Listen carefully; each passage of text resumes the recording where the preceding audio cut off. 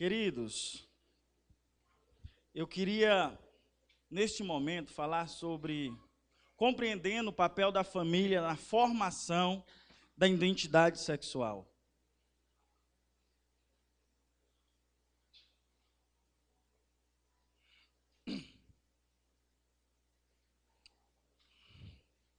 Eu queria que vocês, principalmente os pais, prestassem bastante atenção nessa mensagem no qual nós vamos estar ministrando agora. Abra sua Bíblia em Malaquias capítulo 4, verso 6. Malaquias capítulo 4, verso 6.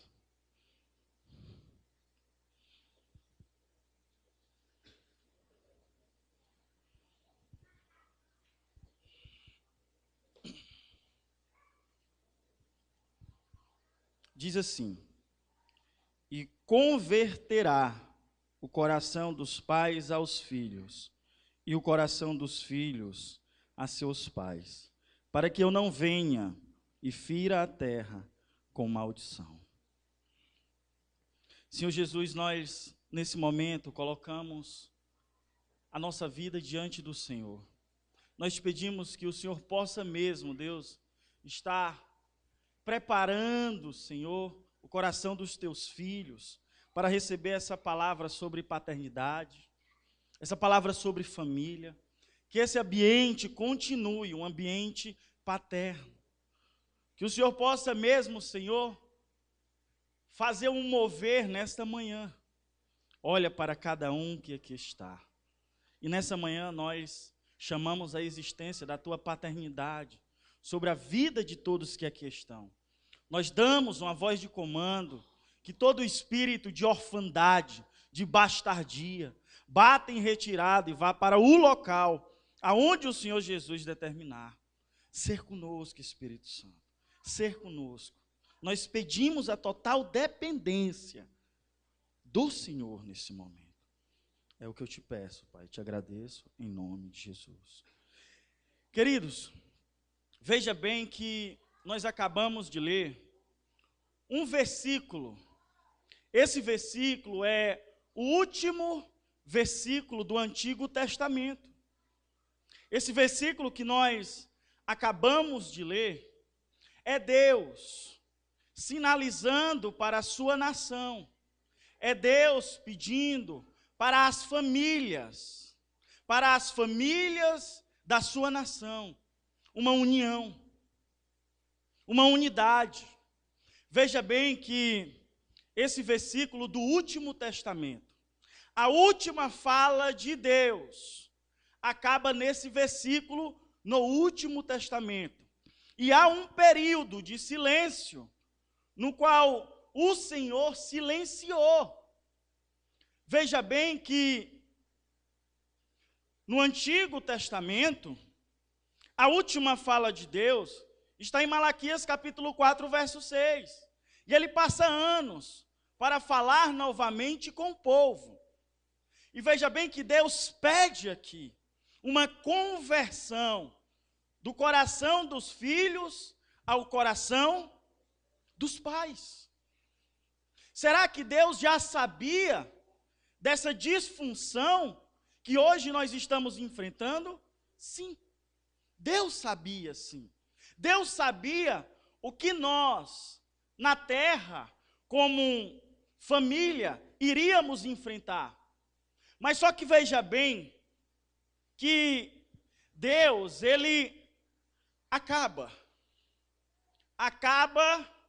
a sua fala com a palavra maldição. Maldição. Veja bem que Deus, ele alerta a família, aos filhos, aos pais. Pai, converte o teu coração ao filho. Filho, converte o teu coração aos pais. E quando nós olhamos hoje para o fator família, a nossa sociedade é uma grande célula. É uma macrocélula.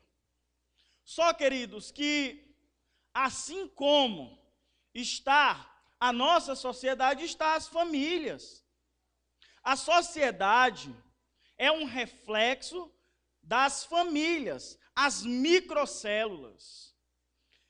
Queridos, o projeto família está se evaporando. O projeto família está cada vez mais se afastando dos princípios do reino de Deus.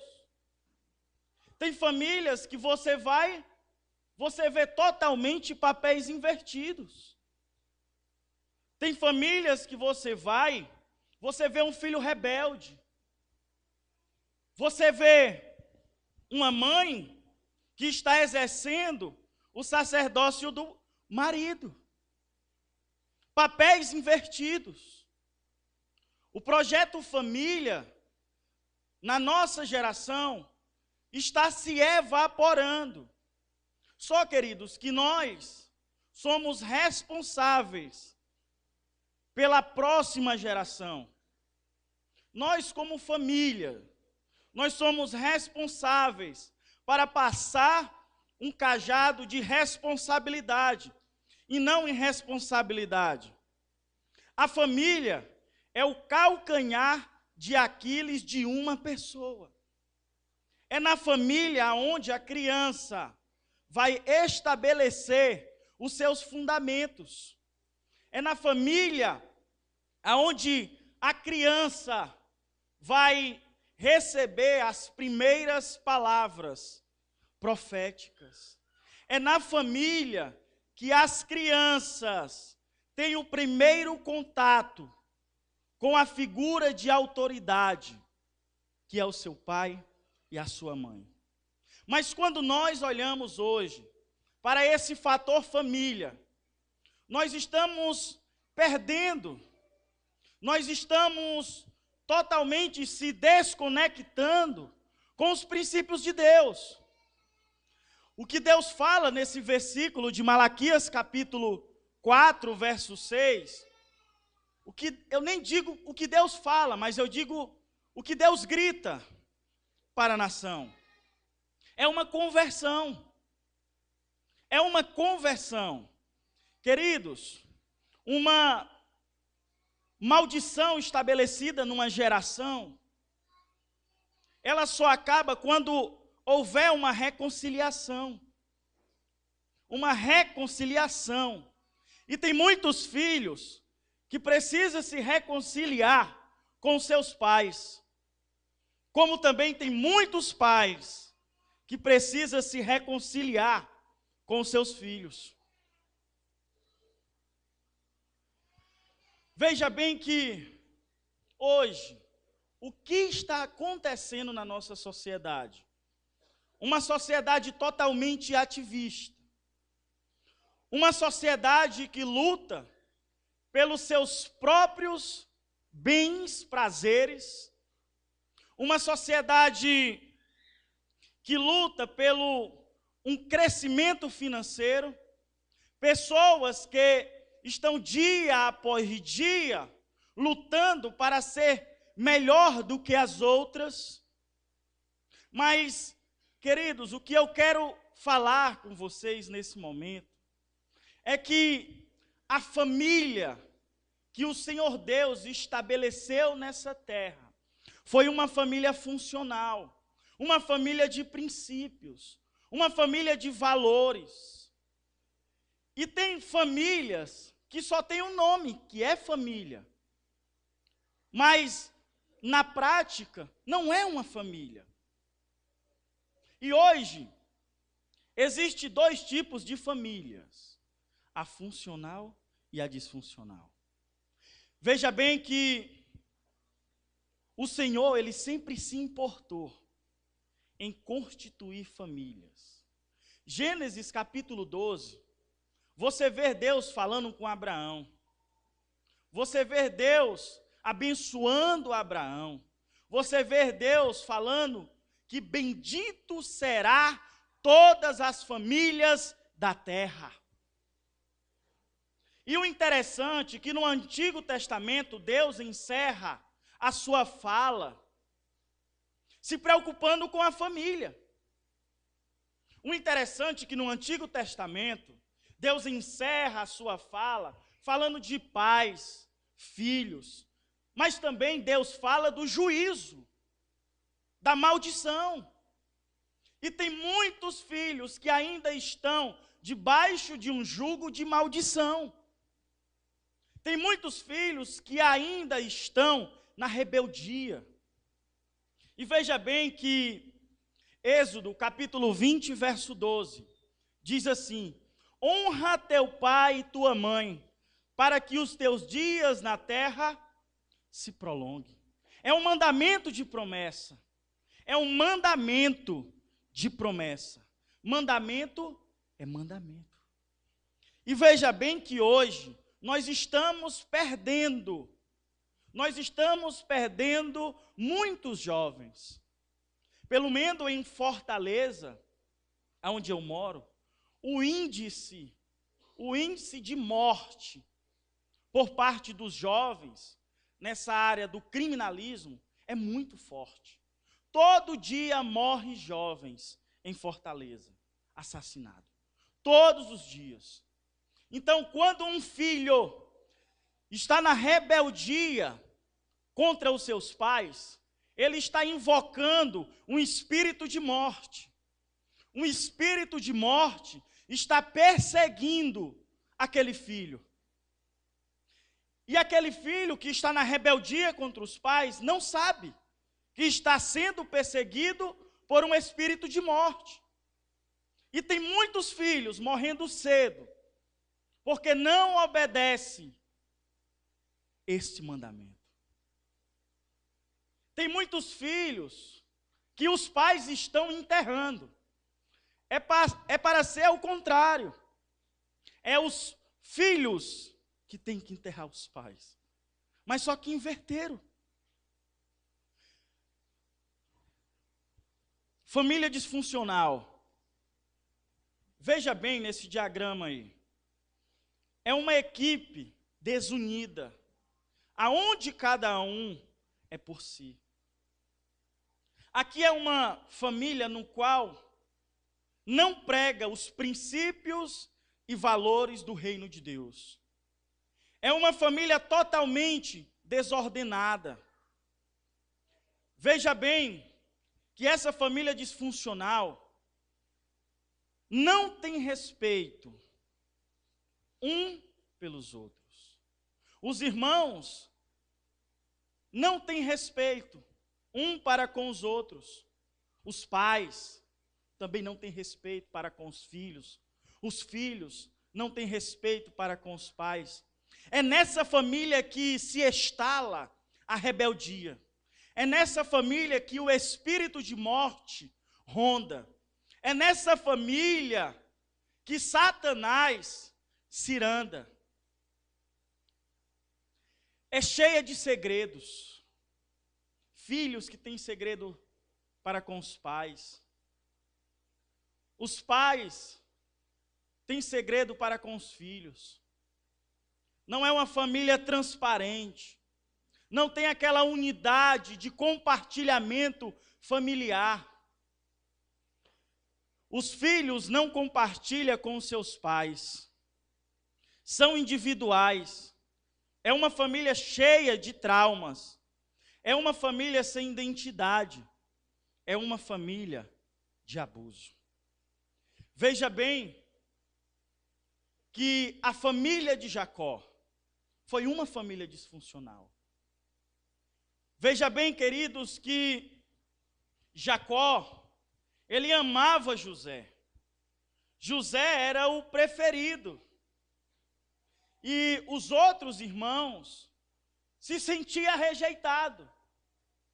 E tem muitos pais que preferem um filho e rejeitam os outros.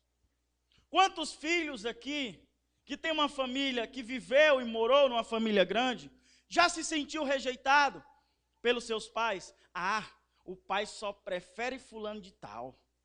O pai só faz isso para fulano de tal. A mãe só defende ele. O pai só defende ele. E veja bem que em uma família disfuncional há uma competição. uma competição. E na família de Jacó, não foi diferente. Não foi diferente. Veja bem que José foi aquele que se destacou. Foi aquele no qual Jacó mostrava para os seus outros filhos que ele amava mais, que era o filho querido. E Jacó fez errado. Jacó fez errado. E devido a esse erro de Jacó, José pagou um alto preço. José ele foi vendido pelos seus irmãos. Os seus irmãos não gostavam dele, porque ele era o queridinho do papai. E em uma família funcional, não tem o queridinho do papai, não tem a queridinha da mamãe. Todos são iguais. O amor tem que ser compartilhado com todos. Com todos. E tem muitos filhos, irmãos, que não se sentem dentro da família. Tem muitos filhos que se sentem fora da família. Um casal casado aqui, por gentileza, vem cá bem ligeirinho. Um casal casado. Um casal casado. Um casal casado. Aleluia. Sobe aqui. Dá as mãos, vocês ficam de frente, dá as mãos. Não, de frente um para o outro. Isso, dá as mãos. Agora vem aqui um filho. Uma criança, um filho. Cadê uma criança? Aqui. Vem. Se dá as mãos. Separa um pouquinho. Você fica aqui. Aqui é uma família disfuncional. Veja bem que na entrada dos portugueses na nossa nação, eles trouxeram uma imagem de idolatria, uma imagem de uma mulher com uma criança. Eu falei isso para vocês na sexta-feira. Só que entrou no nosso país uma mulher com uma criança nos braços. E essa criança é conhecida até hoje como Menino Jesus. E esse menino não cresce? Esse Jesus não cresce? Sempre vai ser conhecido como Menino Jesus? E tem uma religião que propaga ainda o Menino Jesus, idolatra o Menino Jesus. Só que o nosso Jesus já cresceu, já morreu, pagou o preço, já nos deu a salvação. Só que tem famílias que é uma família disfuncional, no qual o filho se sente fora. E o filho olha para a família e não se sente dentro da família. Não se sente como um participante da equipe. Não se sente amado, mas sim se sente rejeitado. José, ele se sentia dentro da família.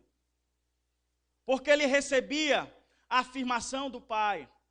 José, ele recebia o amor do pai, mas os outros irmãos, ele se sentia fora da família.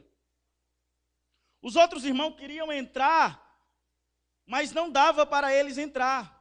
E quando o filho se sente dessa forma, um espírito de rejeição, com um espírito de bastardia, querido, e orfandade pega ele. E ele vai ser mesmo uma pessoa revoltada, uma pessoa rebelde. Veja bem que a nossa nação, o solo que nós pisamos, é um solo de bastardia e orfandade. Veja bem que faltou o pai, quando os portugueses entraram aqui com a sua imagem, com a sua idolatria. Naquela família no qual tinha a mãe e o filho, não tinha o pai. E a orfandade entra no Brasil. É por isso que nós temos muitas pessoas dentro das nossas igrejas que não reconhecem ainda a paternidade de Deus. E tem muitos pais que não sabem dar para os filhos a paternidade. Tem muitos pais que precisam receber também a paternidade de Deus. Precisam receber uma paternidade genuína. Mas também nós temos que olhar para o lado desses pais também. Será que eles receberam? Será que ele não está só transferindo aquilo que ele recebeu na fase de criança? E aqui essa criança fica querendo entrar na família. Fica querendo entrar. E Deuteronômio capítulo 23 diz assim: nenhum bastardo entrará na congregação do Senhor. Ele se sente excluído. E ele fica querendo entrar. Mas há algo que impede. Algo espiritual que impede. Só, queridos, que a vontade de Deus é assim, ó. E converterá o coração dos pais aos filhos, e o coração dos filhos a seus pais, para que eu não venha e fira a terra com maldição. E Deus quer que ele entre na família. E aqui ele entra na família. Agora ele é aceito, agora ele é amado, agora ele faz parte da família. Agora ele vai entender a paternidade de Deus. E é assim que Deus quer, uma família funcional, uma família que ame, que abrace, que coloque os seus filhos no meio deles. Amém? Obrigado, querido. Deus abençoe.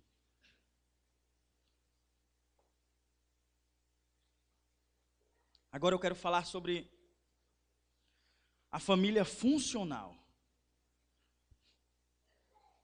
A família funcional é uma equipe que trabalha em conjunto. Eles são unidos. Eles compartilham juntos. Eles são transparentes. Eles falam de Deus. Eles respeitam uns aos outros. A família de Abraão. Família de Abraão. Foi uma família funcional. Foi uma família funcional. Abraão foi um pai que soube como lidar com a sua família. Abraão foi um pai. E veja bem, queridos, que Deus olha para Abraão como uma referência. A nossa bênção familiar vem a partir de Abraão.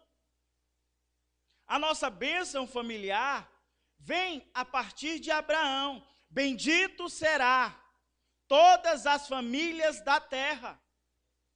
Deus liberou uma palavra de bênção através da vida e da família de Abraão. Só que Abraão também errou. Abraão também falhou. Abraão falhou. Só que Deus liberou sobre a vida dele. Abraão, ele teve lá as suas falhas. Só que nós somos falhos. Abraão pecou. Abraão, ele tomou uma decisão dura. Deixou Ismael ir com Agar, filha de uma escrava, um filho bastardo. Abraão liberou Agar e liberou também Ismael. Mas veja bem, queridos, que a orfandade e a bastardia começa dali. Abraão teve sim uma família funcional. Deus libera a bênção da família através de Abraão e de sua família. Só que Abraão também falhou. E quando Abraão libera Agar e Ismael, um filho bastardo, um filho de uma escrava, no qual ele pegou quando estava no Egito. Veja bem, queridos, que Ismael, ele foi príncipe de várias nações. Quem é os descendentes de Ismael hoje? Os muçulmanos, o Islã. Olha a consequência de um espírito de bastardia, um espírito de orfandade. Devido à saída de Ismael, devido a Abraão ter liberado Ismael, um espírito de bastardia e orfandade pegou Ismael. E hoje, o Islã, eles não reconhecem Deus como pai. A palavra pai para eles não existe. A palavra pai para os muçulmanos não existe. E veja bem, queridos, que os muçulmanos, eles estão em conflitos diretos com o povo do Senhor. Veja bem que o Islã, eles perseguem os cristãos. Mas só que é bíblico, Deus liberou a bênção através de Abraão. Só que também Abraão falhou, errou. Ele errou.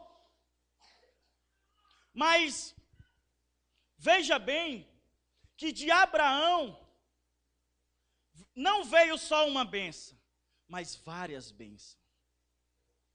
De Abraão veio Isaac. De Isaac veio Jacó. Veio gerações. Dessa linhagem saiu o Cristo. De Abraão saiu o Cristo para redimir a terra, para trazer a paternidade de Deus. No Novo Testamento, a palavra pai, ela é fortalecida. Porque quando Deus, ele deu o sacerdócio para o homem, ele estabeleceu uma autoridade paterna. Só que nós, como homens, nós não estamos sabendo como passar essa paternidade para os nossos filhos e a nossa geração. E hoje nós lutamos muito contra esse espírito de bastardia e de orfandade. E uma família funcional tem que ter os princípios e valores do reino de Deus. Em uma família funcional, o espírito de orfandade não existe. O espírito de bastardia não existe. Mas o Espírito Santo de Deus existe. Existe. Compreendendo o papel da família na formação da identidade sexual. Veja bem nesse diagrama, que aí tem pai, mãe, casal. Veja bem que a família é uma equipe. A família é uma equipe. Esse projeto família, ela tem que ser uma equipe funcional. E veja bem que o pai, ele é o cabeça. A mãe é ajudadora. Veja bem que o casal forma essa equipe. Nós vamos falar agora sobre o dever de uma mãe. O dever de uma mãe é dar nutrição, dar carinho, dar afeto, dar amor. E vínculos também. Veja bem que a mãe, ela tem um papel fundamental na construção de um filho. A mãe, ela tem um papel fundamental nos fundamentos do seu filho. Quando nós olhamos para o dever de uma mãe, dentro de uma família, para com os seus filhos, você vê que é coisa que o pai não pode fazer. A mãe faz coisas que o pai não pode fazer, como nutrir. Só é a mãe que nutre. Só é a mãe. A criança, quando nasce, ela é nutrida pela mãe. A mãe já está passando ali para a criança segurança, aceitação. A mãe já está mostrando para a criança que ele foi bem-vindo ao mundo. Só, queridos, que a criança, quando ela está na barriga da mãe, ela já sabe se ela é bem-vinda ou não.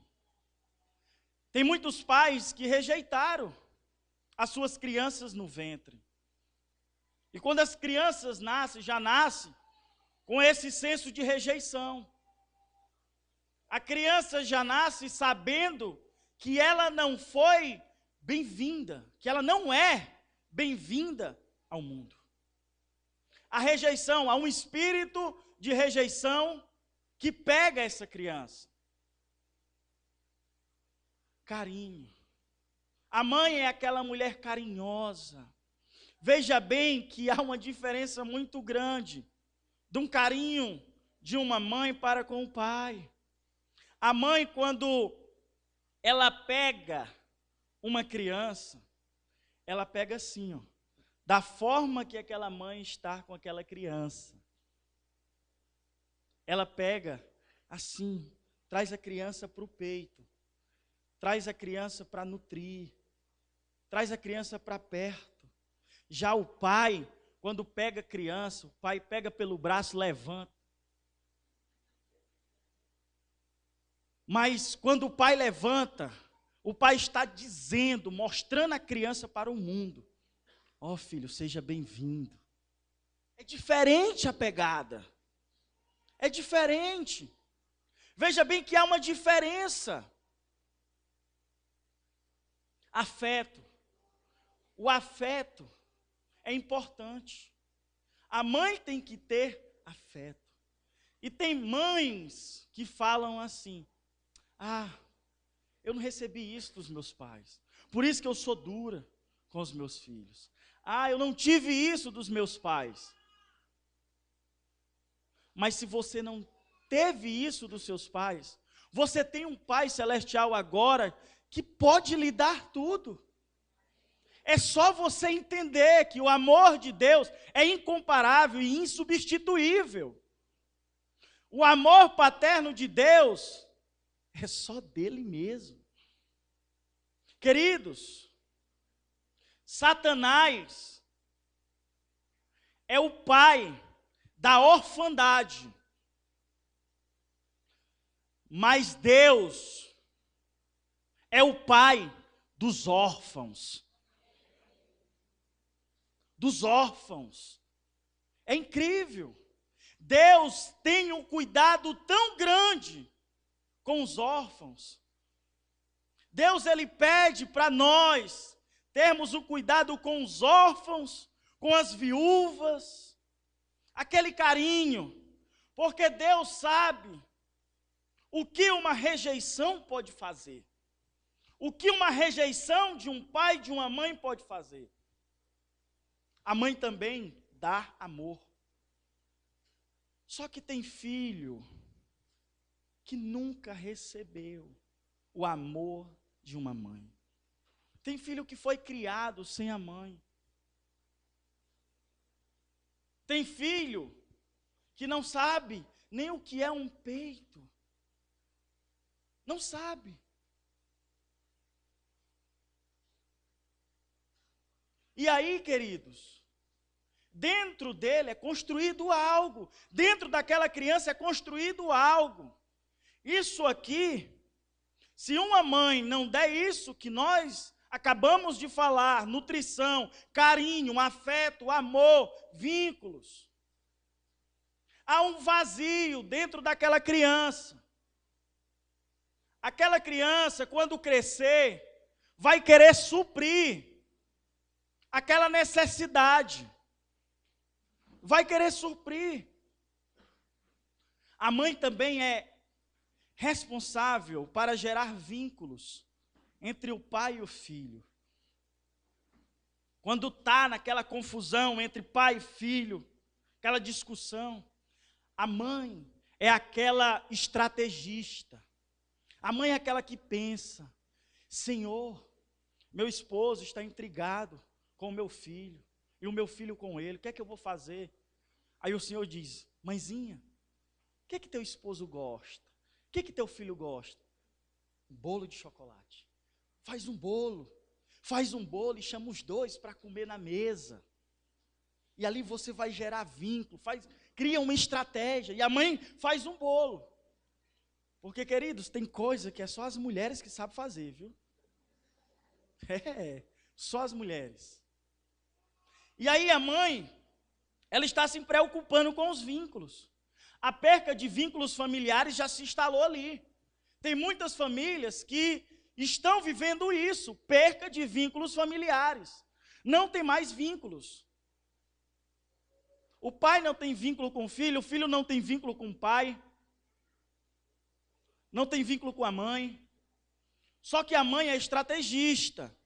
A mãe é aquela que vai arranjar uma estratégia para gerar, para renovar os vínculos. E aí, querido, tem coisas que é só resolvido na mesa.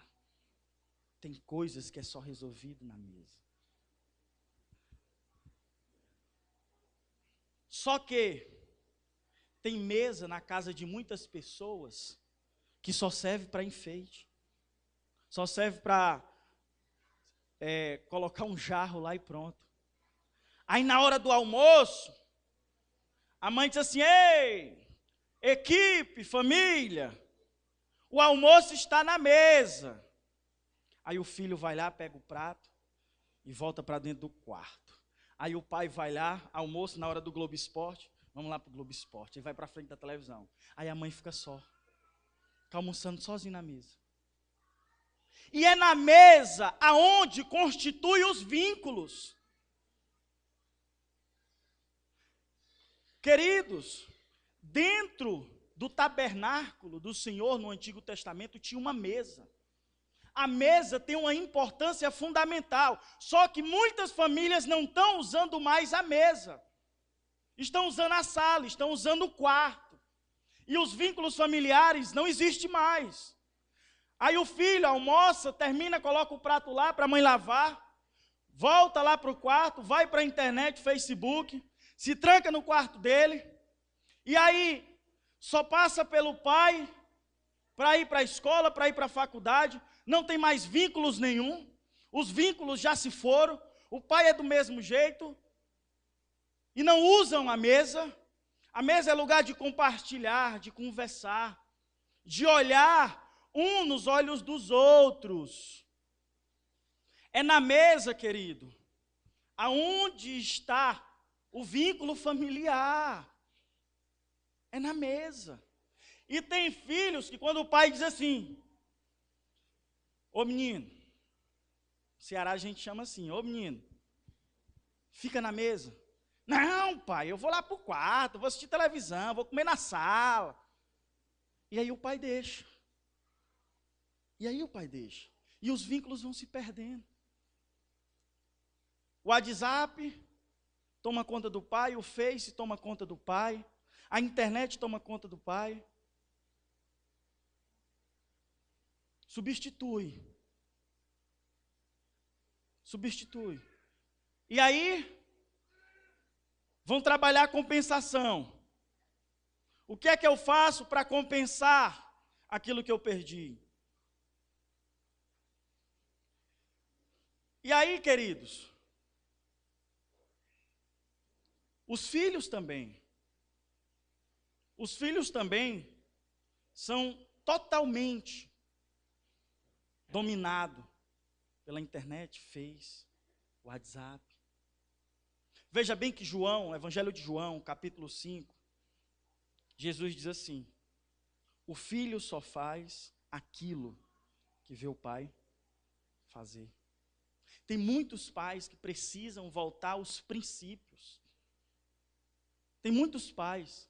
Quando uma mãe ou um pai chega até a mim e diz assim: meu filho está rebelde, atende ele, conversa com ele, aconselha ele. Eu falo assim: primeiro eu quero conversar com você, depois eu converso com ele. Porque tem filhos que só é o que o pai é, e acabou. Então, o problema não está nele, no filho. Peraí, ele só fez adquirir, ele só fez sugar. E tem muitos pais que o problema está nos pais. Nos pais, não é nos filhos. E aí nós temos que primeiro ver o que é que o pai está fazendo. Dever de um pai, senso de proteção. O pai, ele é incumbido de dar ao filho proteção. E a proteção gera cobertura. Veja bem como esse pai levanta a criança. Veja bem. Senso de direção. Mostrar Deus ao filho. Limites, dar limites em tudo. Afirmação. Afirmar o filho como um filho. Queridos, tem coisas que só o pai faz. Tem coisas. Veja bem, afirmar. É o pai que afirma a sexualidade do filho, da filha. A palavra do pai tem poder. Veja bem que uma criança de 7 anos, quando se arruma, vai lá na mãe. Vai lá na mamãe. Aí a mãe olha, tu tá linda. Só que aquele elogio da mãe, para ela, não supre nada. Aí ela vai onde? Vai lá no pai. Porque a autoridade do pai. Ela quer escutar a fala do pai, a afirmação do pai. Aí ela vai lá, papai, papai. Aí o pai olha para a criança, minha filha, você é uma princesa, você está linda. Aí a criança se enche. Criança se enche. E aí, querido, a afirmação gera no coração da criança a aceitação. É o pai que afirma a sexualidade do filho, é o pai que fala de sexo para o filho, é o pai que discipula o filho. É o pai que diz para os filhos o que pode e o que não pode. É o pai que prega e implanta os princípios e valores do reino de Deus. E a afirmação, ela acaba, ela corta, aniquila qualquer rejeição, qualquer espírito de rejeição. Uma pessoa, uma criança que foi afirmada pelos seus pais, jamais ela vai buscar afirmação quando crescer. Jamais um espírito de orfandade, de bastardia vai pegar ela. Jamais. Porque aquela figura de autoridade que é o pai, liberou sobre a vida dela uma afirmação. Agora, quando a criança não recebe afirmações, dentro dela cria uma rejeição. E aí, ela está lá se arrumando quando criança. Ela não recebe elogio do pai. Ela não recebe elogio da mãe. A mãe não afirma, o pai não afirma. Só que quando ela vai crescendo no meio de uma sociedade. No meio de uma sociedade corrompida, hedonista, uma sociedade totalmente erotizada. E aí, quando ela tem os seus 10, 12 aninhos, chega lá uma criança e diz assim, hoje tu tá tão bonita. Aí ela começa a gostar. Aquela afirmação daquela criança começa a encher o vazio que ela tem. Porque dentro dela há uma necessidade. E aí os garotos da escola agora vão começar a afirmar ela. Vão começar a dizer que ela é bonitinha, que ela está bonita. Os pais não falaram isso, os pais não afirmaram. A sexualidade dela ficou jogada ao léus. Só que ela vai aceitando aqueles elogios, vai nutrindo uma carência afetiva que só o pai pode dar. Vai nutrindo uma carência afetiva, e aí, ela nutrindo essa carência afetiva, ela vai estar se envenenando emocionalmente. E aí, com seus 11, 12 anos, ela dá o primeiro beijo.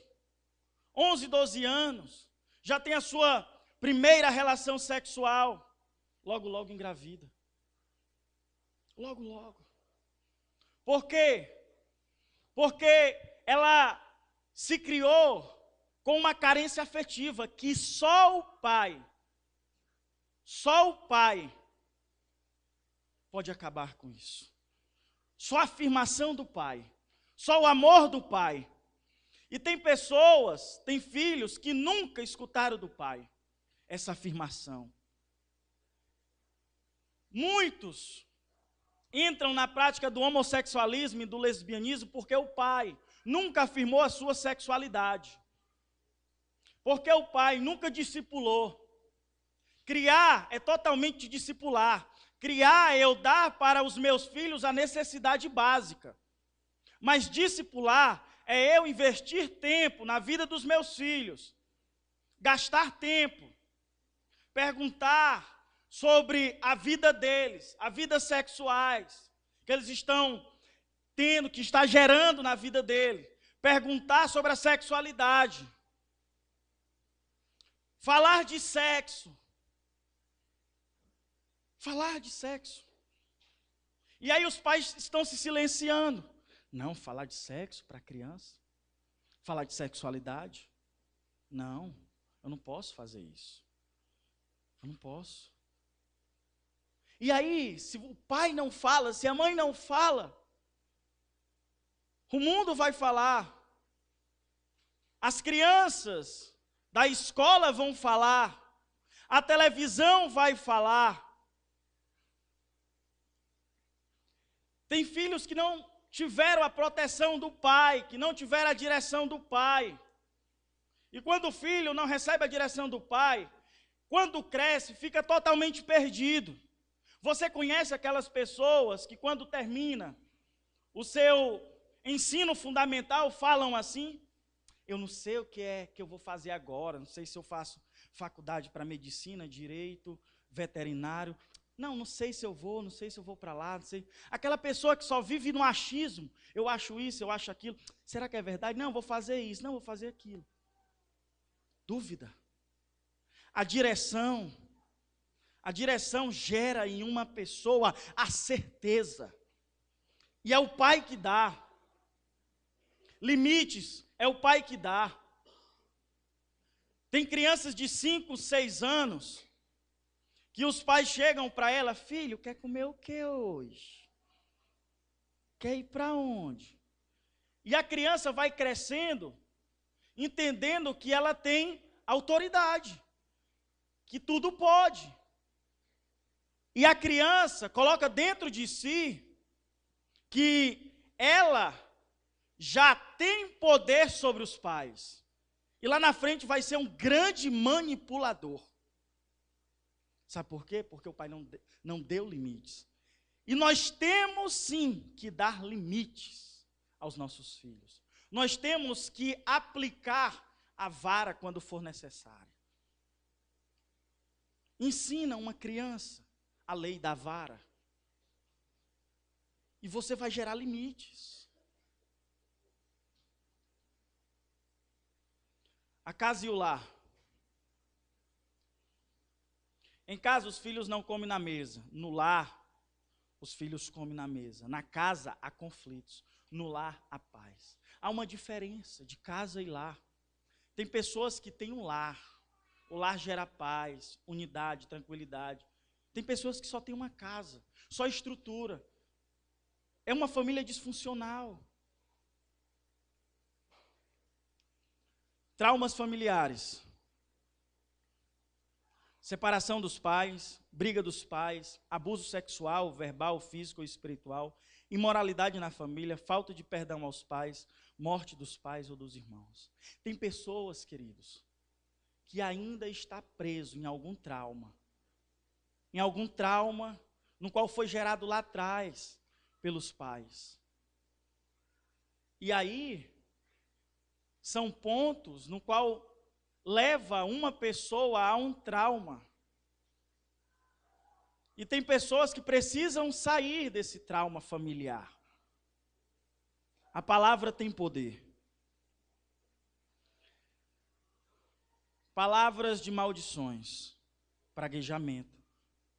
Tem filhos que escutou muito isso dos seus pais. Você não presta. Você é burro. Você não vai conseguir nada na vida. Você não vai ser feliz. Eu queria que você fosse igual à filha da fulana. Você é danado. Você é um vagabundo. Queridos, a palavra de um pai tem poder. Tem pessoas que olham para as suas crianças e dizem assim: ô menino danado. A palavra danado, queridos, é destinado ao inferno. Quando você fala isso com seu filho, você está destinando ele ao inferno. Quando você diz uma palavra dessa de praguejamento, que é uma palavra de maldição, você está liberando maldição sobre a vida do seu filho. E tem muitos filhos que ainda estão debaixo de uma palavra de maldição. Tem muitos filhos que foram gerados fora da aliança do casamento e tem um senso de bastardia muito forte, de orfandade muito forte. É um espírito. Tem filhos que ainda se sentem fora da família, porque um dia foi gerado fora da aliança do Senhor. Foi gerado no altar de imoralidade. Como também tem muitos pais que geraram muitos filhos fora da aliança do casamento. É bem verdade que também tem muitos pais que não conheciam a verdade, não conheciam o Senhor. Só que esses pais que não conheciam o Senhor, que geraram filhos fora da aliança do casamento, hoje conhecem a verdade.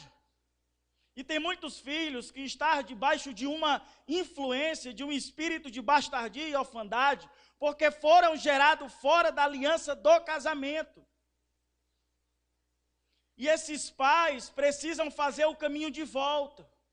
Chegar até os seus filhos que foram gerados fora da aliança do casamento, pedir perdão a eles, orar por eles, tirar de cima deles o espírito de bastardia e orfandade, que levam eles para a imoralidade, a crise de identidade, a perversão sexual, a rejeição.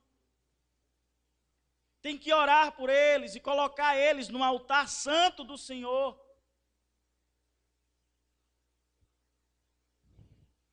Palavras que o filho nunca escutou de seu pai. Tem filhos que nunca escutaram isso. Nunca. Eu fui um, viu?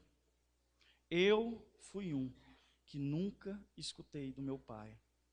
Como também a única vez que eu falei que amava o meu pai foi num leito de morte. Meu pai estava no balão de oxigênio, numa UTI, e eu chorando ali, e disse: meu Deus, eu nunca falei para meu pai que eu amava ele, nunca agradeci a ele por nada.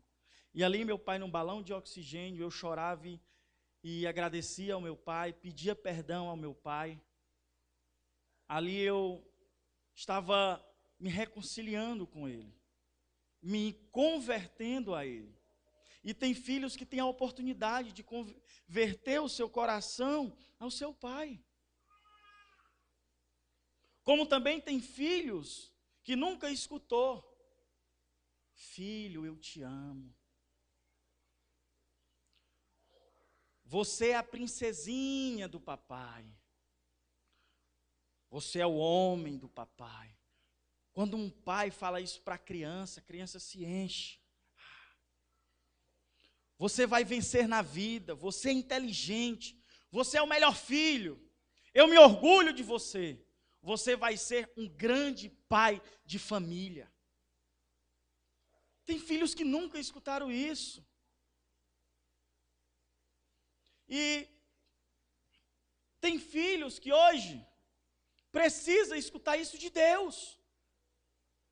Tem filhos que hoje precisam fazer o caminhozinho de volta, ir lá nos seus pais e começar a abençoar ele. Você tem o poder da bênção também. Você pode abençoar o seu pai e automaticamente pedir a bênção dele. A bênção dos pais é importante. Tem casamentos hoje falidos porque os seus pais não abençoaram. Casaram em rebeldia. Pai, abençoa meu casamento, eu vou casar. O pai, eu não abençoo. mas mesmo assim casaram. Quantos já passaram por um divórcio porque casaram em rebeldia com os pais? Quantos? E quantos hoje estão passando momentos difíceis dentro do casamento porque os pais não abençoaram? Então, queridos, casais, se os seus pais não abençoaram o seu casamento, volta lá, se humilha, pede a ele para abençoar, porque a bênção é importante. Veja bem que antes de Jacó morrer, José pegou seus 2 filhos. Pai, abençoa ele aqui, ó. Abençoa os meus 2 filhos. Sabe por quê? Porque José sabia da importância da bênção. E a bênção, ela é geracional. A bênção não vai parar em você, pai. A bênção não vai parar em você, mãe. A bênção vai pegar nos seus filhos, nos seus netos. E a bênção tem uma importância muito grande. Muito grande. E veja bem, queridos, que no Antigo Testamento, eles viam a bênção como tudo. Como tudo. E tem pessoas hoje que precisam da bênção dos pais. Precisam sim converter o coração aos seus pais, como também tem pais que precisam chegar nos seus filhos e converter o coração. E tem muitos filhos que ainda não conseguem enxergar a paternidade de Deus, devido a isso. Tem muitos filhos hoje que precisam receber esse amor do pai. Ah, mas o meu pai já morreu. Mas Deus está vivo. E o amor de Deus, ele vai sim suprir, não é nem suprir, é acabar com toda essa dor, com toda essa carência. Porque, queridos, nós temos que reconhecer a paternidade de Deus. Nós temos. Eu queria chamar o Ministério de Louvor.